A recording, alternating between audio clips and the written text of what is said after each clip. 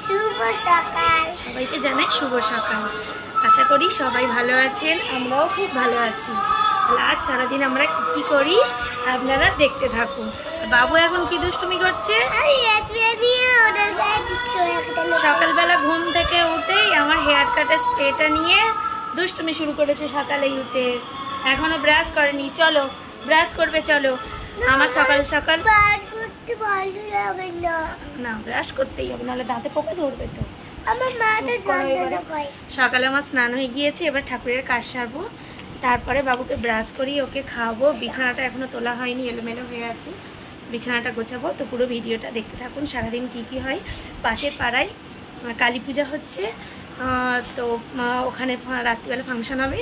তো পুরো ভিডিওটা আপনাদেরকে দেখাবো, সারাদিন দেখতে থাকুন। এই যে তারপরে ঠাকুরকে খেতে দিলাম, ঠাকুরকে খেতে দেওয়া হয়ে গিয়েছে। আমার প্রসাদ একটু পরে তুলে নেব। এরপরে বাবুকে ব্রাশ করাবো। ওকে ব্রাশ করানো মানে একটা যুদ্ধ জয় করা। একদমই ব্রাশ করতে চাই না, সকালেই করতে চাই না, তো রাতেও ব্রাশ করিয়ে সব বলে, কিন্তু রাতে কিছুতেই ব্রাশ করতে চাই না।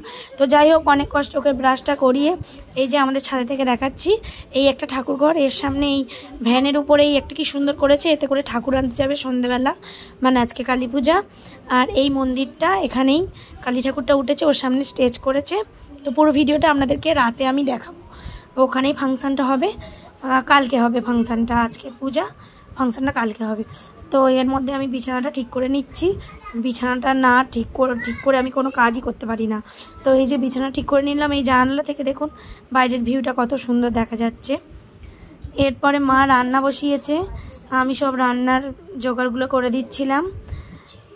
লঙ্কার মুখগুলো ছাড়িয়ে ফ্রিজে রেখে দেবো, সব মশলাগুলো করে দিচ্ছি। মা ভাতটা বসিয়েছে, আমি তরকারিটা করব একটু পরে। তো মশলাগুলো আমি সব করে নিই, সব শিলেই বেটে নিচ্ছি।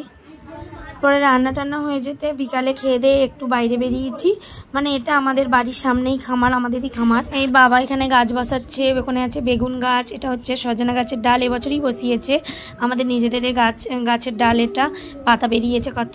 আর এটা হচ্ছে ঝিঙে গাছ, দুটোই ঝিঙেইটা বেরোয়নি, এই গাছটা বেরিয়েছে। আর এইগুলো হচ্ছে ঢেঁড়সের দানা, সবে দিয়েছে, কিছুদিন পরে এই দানাগুলো থেকে গাছ বেরোবে। তো একটু আমরা এখানে ঘুরছিলাম, তো একজন এসেছে পার্লারে আইব্রু করে বলে। পার্লারটা আমার বারান্দাতে, কিন্তু বারান্দা ছেড়ে আমি ঘরে কেন করছি, কারণ লাইন ছিল না বলে। আর ইনভার্টারটা আমাদের অনেক দিন আগে আনা, তো তখন লাইন পুরো চারিদিকে সেট করে দিয়েছিল, আর তার অনেক পরে আমার পার্লারটা করা। তো ওই জন্য পার্লারের ওখানে লাইনটা, কারেন্ট চলে গেলে ওখানে লাইটটা জ্বলে না, তো সেই জন্য আমি ঘরের ভিতরে আইব্রুটা করে দিচ্ছি ইনভার্টারের লাইনে। আইব্রু করার শেষে আবার একটু বাইরে এলাম। এটা আমাদের একদম ঘরের সামনে, ওই যে ডান দিকে যে দরজাটা দেখা যাচ্ছে, এটা হচ্ছে ঠাকুর দালান, অনেক পুরানো।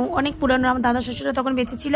এখানে কালী পূজা, ব্রহ্মা পূজা আর গন্ধেশ্বরী পূজা হতো, লকডাউনের থেকে আর হয় না। এরপরে সন্ধ্যাবেলা একটু আলুর দম করলাম, একটু ছোলার ডাল হলো, আর লুচি আর সুজি হয়েছে।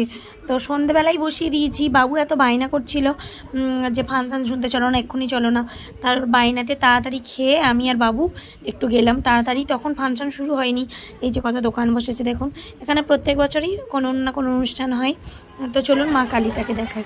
এই যে এখানকার মন্দিরে দুর্গাপুজোর সময় এখানেই দুর্গা ঠাকুর ওঠে, আবার কালী পুজোর সময় এখানে কালী ঠাকুরটা ওঠে।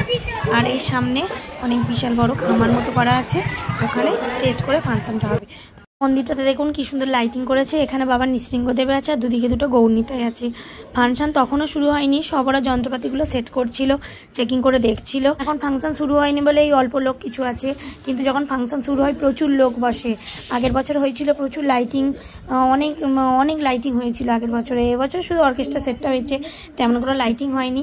তো ফাংশন শুরু হয়নি বলে বাবু বিরক্ত হয়ে যাচ্ছিল, তো একটু থেকেই আমরা তারপরে বাড়ি চলে এসেছিলাম।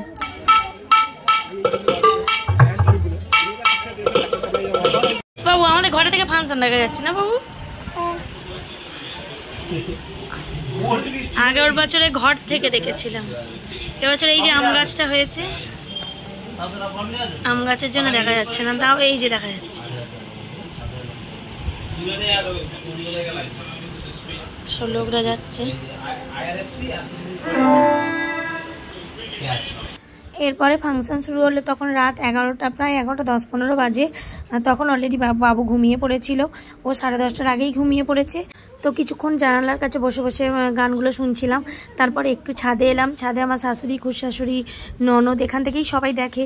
এখান থেকে দেখা যাচ্ছিল, খুব একটা স্পষ্ট না হলেও মোটামুটি আগে খুব ভালো করে দেখা যেত। এখন গাছপালা হয়ে গিয়েছে তো খুব একটা পরিষ্কার না হলেও গান তো এখান থেকে বসেই আমরা সবাই শুনতে পাচ্ছিলাম। তো এখানে আমরা সবাই মিলে বসে বসে বেশ কিছুক্ষণ শুনলাম, শুনে তারপরে ঘরে চলে গিয়েছিলাম।